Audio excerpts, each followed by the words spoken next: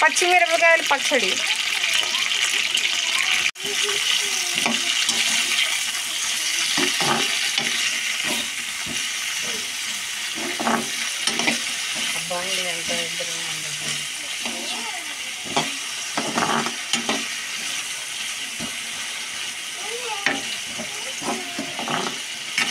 పచ్చిమిరపకాయలు, దొండకాయలు, టమాటాలు అలా కట్ చేసుకుని వేపుకోవాలి. 2 స్పూన్స్ ఆయిల్ పోసుకోవాలి.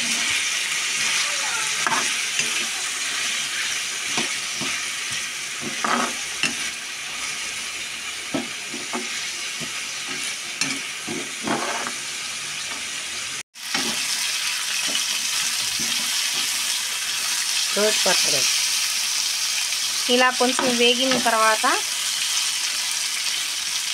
కొంచెం సేపు మగ్గనివ్వాలి. తిప్పు.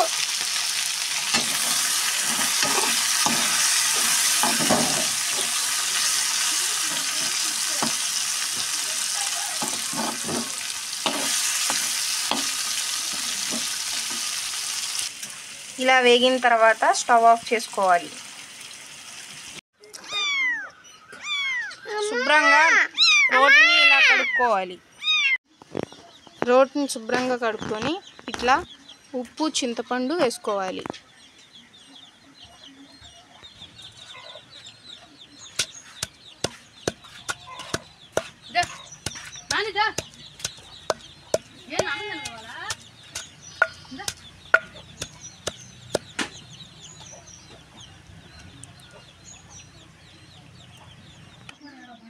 ఇలా దొండకాయలు, పచ్చిమిరపకాయలు వేసుకోవాలి. తర్వాత అది నలిగిన తర్వాత టమాటాలు వేసుకోవాలి.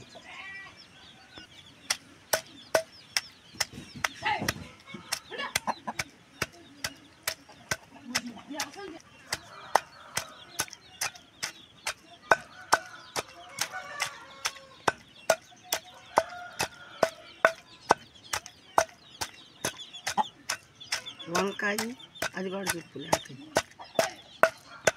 పచ్చిమిరకాయలు, దొండకాయలు, వంకాయలు ముక్కలు కోసుకుని వేయించుకోవాలి. వేయించుకుని ముందు చింతపండు, ఉప్పు దంచుకోవాలి. తర్వాత ఈ కాయలన్నీ వేసి మెత్తగా నలిగిన తర్వాత ఈ టమాటాలు వేసి మళ్ళీ మెత్తగా దంచాలి. ఈ మొత్తం బాగా మెత్తగా నలిగిన తర్వాత చిన్నులపాయి, జీలకర్ర వేసి నూరుకొని తీసుకోవాలి.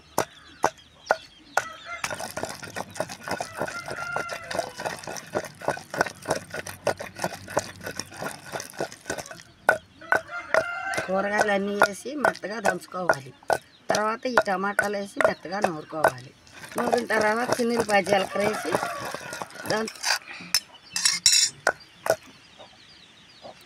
తీసుకోవాలి. టమాటాలు తోలు తీసుకుని గుజ్జు వేసుకోవాలి. ఇది తీసుకుని ఒడ్డున పెట్టుకోవాలి.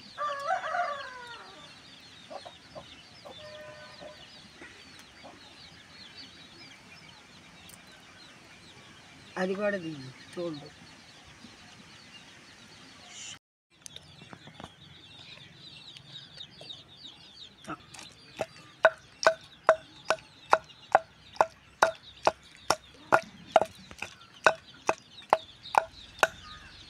పచ్చిమిరపకాయలు, టమాటాలు, దొండకాయలు ఇవన్నీ వేయించుకుని దొండకాయ, టమాటాలు ఈ తోళ్ళు తీసుకుని చింతపండు, ఉప్పు తర్వాత పచ్చిమిరపకాయలు, టమాటాలు, దొండకాయలు, వంకాయలు మొత్తం వేయించి ఇట్లా చట్నీ చేసుకోవాలి. ఇట్లా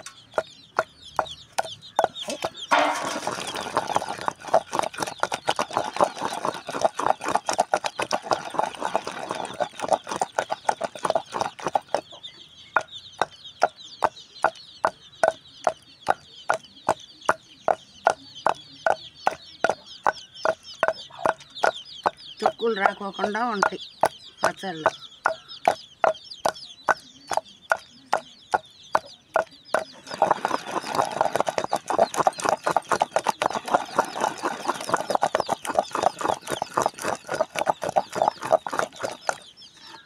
చిన్నులపాయి పక్కన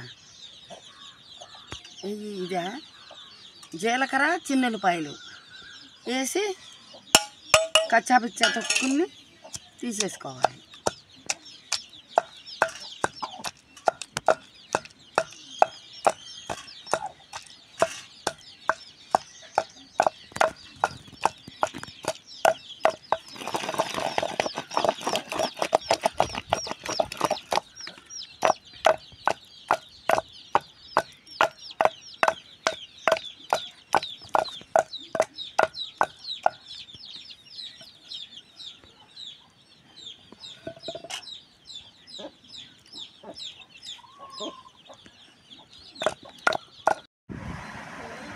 ఈ రోట్లో నూరిన పచ్చడ వేడి వేడి అన్నంలో వేసుకుని తింటే బ్రహ్మాండంగా వండిద్ది, బాగా రుచిగా వండిద్ది. చక్కగా వేడి వేడిగా చాలా అన్నం తినొచ్చు. నెయ్యి వేసుకోవచ్చు, నెయ్యి ఉంటే నెయ్యి లేకపోయినా తాలింపు వేసుకుని తినవచ్చు.